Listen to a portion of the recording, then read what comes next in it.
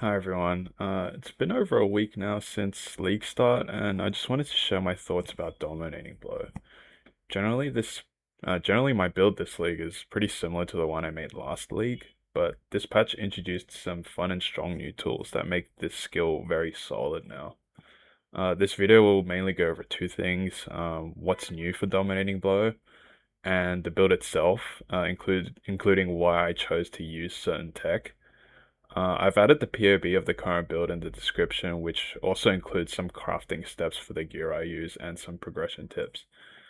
Okay, first thing.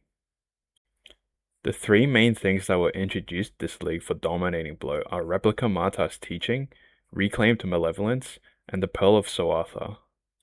So first we'll go over the new Maata's variants. Replica Maata's teaching looks very weak at the first glance. Compared to the regular Matas, it doesn't have the +2 minion gems mod or the crit mod that lets us gain a lot of crit chance. However, the modification to minions base attack time being equal to main hand attack time is uniquely powerful for Dominating Blow. Dominating Blow minions have a very slow base attack time of 1.2 attacks per second, with the Ascended Sentinels being even more horrendous at 0.3 attacks per second. So if we use a well-rolled main hand weapon, like for example this Whalebone Rapier, which has a base attack time of 2.11, we can completely turbocharge these minions. So Replica Maata's teaching adds an entirely new scaling vector for a skill that was struggling to find any. Next, the Reclaimed Malevolence Jewel is a new unique that drops from the new Abyss Pinnacle boss. It transforms all passives from where it's socketed to your class's starting point. More importantly, it transforms one of your Ascendancy passives to one of 4 possible notables. The one we care about is Spiteful Allies, which gives minions Impale on hit. With 100% Impale chance, it's essentially 30% more damage for a mostly physical minion like Dominating Blow. Additionally, Forbidden Jewels can be used to acquire this passive, and since we're playing as Guardian, they are dirt cheap. In my case, Spiteful Allies is on the time of need spot, where the Forbidden Jewel combo cost me less than 10C. And lastly, the Pearl of Soatha. This build runs Dominating Blow in the glove slot, so this ring is essentially a whole extra support. I don't expect this to stay next league, but it's a nice damage boost. So now, moving on to the build itself. My main goal for creating this build is to be able to boss and map on one character. To do this on Dominating Blow, you need to find a balance between damage, defense, and quality of life. I emphasize quality of life since Dominating Blow is infamously bad at bossing due to its terrible summoning mechanics. The best setup I found for this was to dual wield. This gives us access to high attack speed, the trigger weapon, and decent block chance by pathing south. This naturally grants us access to a bunch of charges, which benefits the Devourer of Minds helmet and Blood Magic, which completely eliminates mana problems. So you might be wondering why I choose to use the Devourer of Minds helmet over a rare helmet with plus minion gems. Scaling minions with charges is a classic strategy since we have easy access to charge monkey specters, but for Dominating Blow, they cannot easily maintain maximum charges due to its spawning mechanics. For some minion skills like Absolution, whenever you spawn a new minion after the maximum amount, the oldest minion simply refreshes its duration, thereby maintaining its buffs and charges. However, for Dominating Blow, in this same situation, an entirely new minion replaces your oldest one, meaning that they lose all their buffs including charges. So the Devourer of Minds essentially turns charges into an aura, so newly spawned sentinels can immediately benefit from max charges. I think it's a cool unique that I've been looking at for a long time, but had no real excuse to use it until now.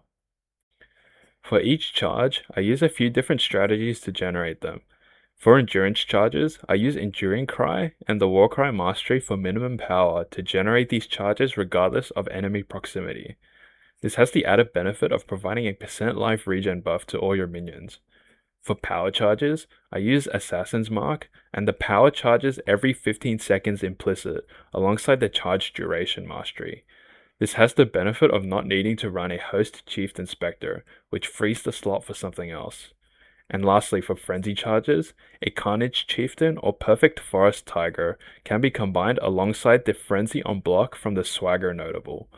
All these combined make it trivial to maintain maximum charges while mapping and bossing.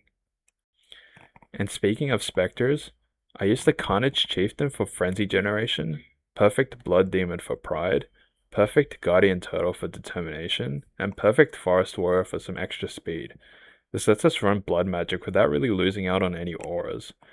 And if you want a fifth Spectre, you can replace the Meat Shield support with Congregation. However, I believe this makes your support minions too squishy. In terms of Spectre priority, I believe the most important are the Blood Demon, Turtle, and Carnage Chieftain. Anything extra is just a bonus. And if you have the funds, you can replace the Carnage Chieftain with the perfect Forest Tiger for the Haste aura, but the Frenzy generation from the Tiger is a bit less reliable. For the Bloodline Ascendancy, I believe the Chaos Bloodline is the best choice, since your endgame almost entirely relies on the uptime of the Ascended Sentinels. Using Priest of Yarmak is more than fine for most of the time, as it provides a sufficient enough discount to Val Domination. However, you eventually want to move to getting Corruption's Embrace for Shepherd of Souls, alongside the Soulwick Runegraft for passive soul generation. This makes your Val Domination incredibly cheap to cast, meaning for Ubers, Ascended Sentinel uptime is very good. I think the most noticeable weakness for this build is probably the energy shield recovery.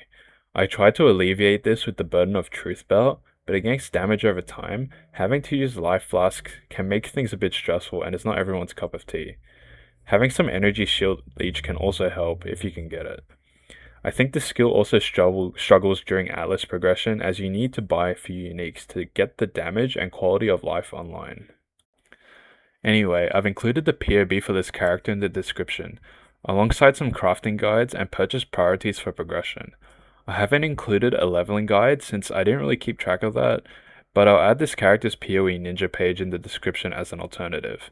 At the end of this video, I've provided an example of an Uber Sirus kill. If you have any questions, post them in the comments, but yeah, I hope you guys learned something and enjoyed. Thank you.